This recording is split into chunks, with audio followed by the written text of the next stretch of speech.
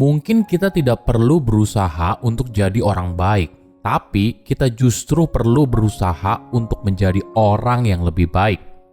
Halo semuanya, nama saya Michael. Selamat datang di channel saya, Sikutu Buku. Kali ini saya akan bahas kalau keinginan kita untuk jadi orang baik justru menghalangi kita untuk jadi orang yang beneran baik.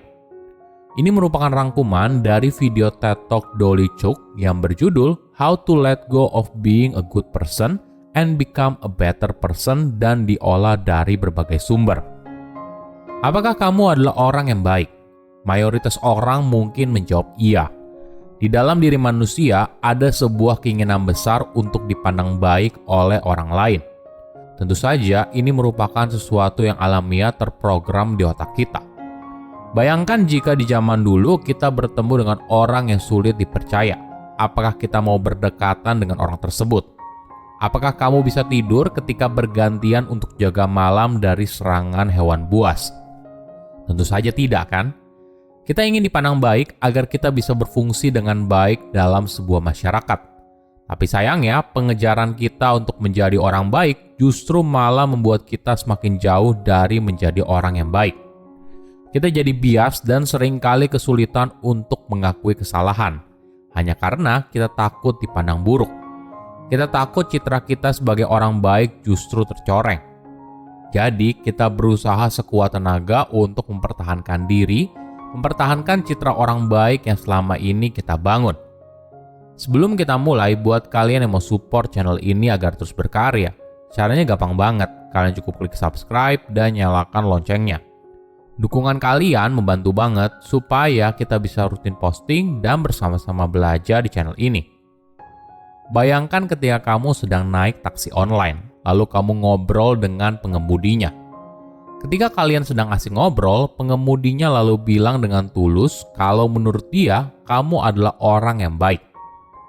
Bagi kebanyakan orang, perkataan ini bisa membuat hari seseorang bahagia. Ini adalah hal yang alamiah. Kita sangat peduli kalau kita adalah orang baik dan ingin dianggap baik oleh orang lain. Tentunya arti kata baik bagi setiap orang berbeda-beda. Tapi yang paling penting adalah identitas moral tersebut. Kita mungkin berusaha untuk mendemonstrasikan kebaikan diri, ikut kegiatan sosial, membantu orang lain, menyumbang ke orang yang kurang mampu, dan sebagainya. Kita berusaha melindungi citra diri kalau kita adalah orang yang baik. Nah sekarang, bayangkan ada orang yang tidak setuju dengan hal tersebut. Misalnya mereka kesal atas lelucon yang kita sampaikan, atau mungkin saja mereka merasa perkataanmu terlalu tajam. Kita mungkin langsung jadi defensif. Ini yang pada akhirnya mungkin saja menghambat kita untuk bertumbuh, untuk menjadi pribadi yang lebih baik. Otak kita seringkali menggunakan jalan pintas dalam bekerja. Artinya, hampir di setiap kesempatan, proses mental diri bekerja di luar kesadaran pribadi. Seperti halnya bekerja dalam kondisi baterai yang lemah. Ini yang seringkali dikenal dengan bounded rationality. Jadi, bounded rationality adalah sebuah ide yang telah memenangkan penghargaan Nobel dan menjelaskan kalau pikiran manusia itu punya sumber daya penyimpanan yang terbatas, daya proses yang terbatas, dan hasilnya kita seringkali menggunakan jalan pintas dalam bekerja. Para ilmuwan memperkirakan pada saat tertentu 11 juta keping informasi masuk ke dalam pikiran dan hanya 40 diantaranya yang diproses secara sadar. Inilah yang bisa diproses oleh otak dalam satu waktu. Contohnya begini, apakah kamu pernah pulang kerja setelah sibuk seharian, lalu ketika kamu sedang berkendara, tiba-tiba saja kamu sampai di rumah? Kamu tidak ingat sepanjang perjalanan ada apa saja. Atau apakah kamu sedang melewati lampu merah atau lampu hijau? Kamu tidak ingat, kamu bergerak dalam kondisi autopilot. Atau misalnya, kamu membuka kulkas, mencari telur, lalu kamu tidak menemukannya. Kamu menutup kulkas, lalu membuka kulkas lagi, ternyata telur itu sudah ada di situ dari awal. Sama halnya dengan bounded ethicality. Bedanya apabila bounded rationality mempengaruhi apa yang kita beli di supermarket atau ide yang kita sampaikan dalam sebuah rapat, bounded ethicality adalah jalan pintas yang kita ambil ketika menentukan siapa calon kandidat yang kita rekrut, atau lelucon apa yang pantas kita ucapkan, atau keputusan bisnis yang gegabah. Ada contoh yang menarik bagaimana hal kecil bisa membuat sebuah jalan pintas di otak untuk menilai seseorang. Kita seringkali meremehkan hadiah kecil, misalnya bolpen, goodie bag, atau sekedar makan malam. Tapi ternyata, hal kecil ini bisa mempengaruhi cara kita mengambil sebuah keputusan. Otak kita secara tidak sadar sedang menyusun dengan rapi semua bukti yang mendukung si pemberi hadiah. Tidak peduli secara sadar kita berusaha objektif dan profesional. Sama halnya dengan kemelekatan kita terhadap citra orang baik.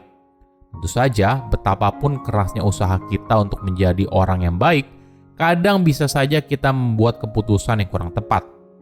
Membuat kesalahan yang kadang menyakiti orang lain. Namun, ketika kesalahan itu terpampang di depan wajah kita, mungkin saja yang kita lakukan adalah buru-buru menjelaskan posisi kita dan kenapa kita melakukan hal tersebut, daripada berusaha menerima dan belajar dari kesalahan itu. Kenapa? Mungkin karena kita punya gambaran diri dari dua hal yang ekstrim, entah kita adalah orang yang baik atau tidak, entah kamu adalah orang yang berintegritas atau tidak. Jika kamu terjebak dalam mengkotak-kotakan ini, maka kamu akan sulit bertumbuh.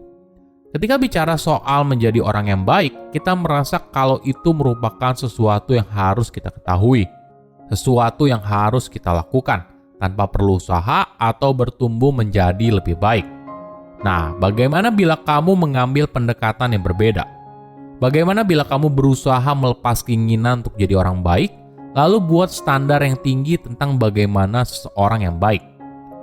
Seorang yang baik tentu saja masih melakukan kesalahan, tapi sebagai orang yang baik, dia belajar dari kesalahan tersebut, mengakuinya. Mungkin pada akhirnya kita tidak perlu berusaha untuk jadi orang baik, tapi justru kita perlu berusaha untuk menjadi orang yang lebih baik. Keadaan orang baik adalah keadaan yang statis dan tidak bisa diubah. Tapi orang yang lebih baik artinya sebuah keadaan yang terus berubah. Tidak berhenti di satu tempat, tapi memberikan ruang untuk terus bergerak. Menjadi orang yang lebih baik merupakan suatu latihan terus-menerus yang dilakukan setiap hari dan butuh kesadaran diri. Sebuah pemahaman yang jelas atas apa yang ingin kamu tingkatkan dan jalan apa yang ingin kamu tempuh. Apakah kamu ingin menjadi lebih baik dalam hal spiritual? Apakah menjadi lebih baik dalam hal hubungan sosial dengan orang yang kamu cintai saat ini? Atau menjadi lebih baik dalam hal bisnis? Setiap jalan yang dipilih tentunya membutuhkan serangkaian latihan rutin. Silakan komen di kolom komentar pelajaran apa yang kalian dapat ketika tahu informasi ini. Selain itu, komen juga mau tahu informasi apa lagi yang saya review di video berikutnya. Saya undur diri, jangan lupa subscribe channel YouTube Sikutu Buku. Bye-bye.